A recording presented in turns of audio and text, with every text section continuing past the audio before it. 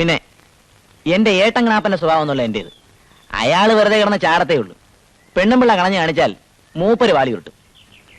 പക്ഷേ എന്റെ അടുത്ത് ഈ കരച്ചിലും പിടിച്ചിലും ഒന്നും വില പോവില്ല. എന്നെങ്കിലും ആ ലൈനിൽ നീങ്ങിയാൽ അപ്പം ഡൈവോഴ്സാ.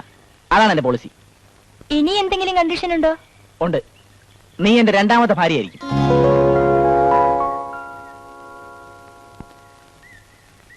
ഏയ്, എന്റെ ആദ്യത്തെ ഭാര്യ എന്റെ ഗിറ്റാറാ.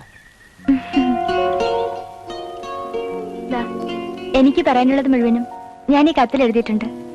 വരട്ടെ.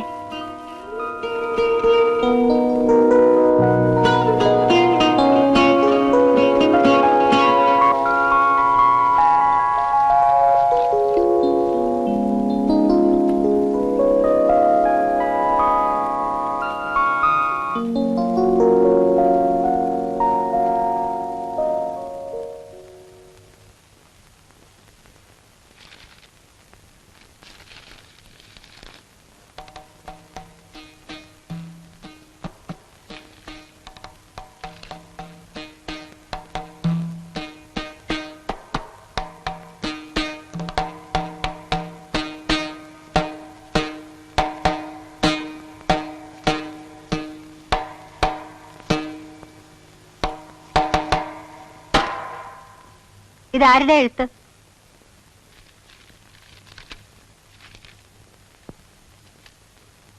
രണ്ടാം ഭാര്യയായി ജീവിക്കാൻ തയ്യാറാണ്.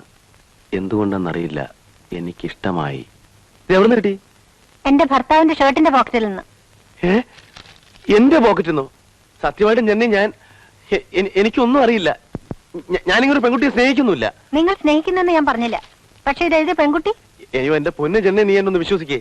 എനിക്കൊന്നും അറിയില്ല. പക്ഷെ എനിക്കറിയാം ആരാണെന്ന് വ്യക്തമായിട്ട് എനിക്കറിയാം. ഈ ഹാൻഡ് റൈറ്റിംഗിന്റെ ഉടമയെ എനിക്ക് നല്ല പരിചയമുണ്ട്. ചോദിക്കേണ്ടത് ഞാൻ അവളോട് ചോദിച്ചോളാം. ഈ ലെറ്റർ എഴുതിയത് നീയല്ലേ? നീയാണോ എഴുതിയത്? അതെ. എനിക്ക് മനസ്സിലാത്തോണ്ട് ചോദിക്കുക. നിനക്ക് എങ്ങനെ രാമുവിനെ ഇഷ്ടപ്പെടാൻ കഴിഞ്ഞു?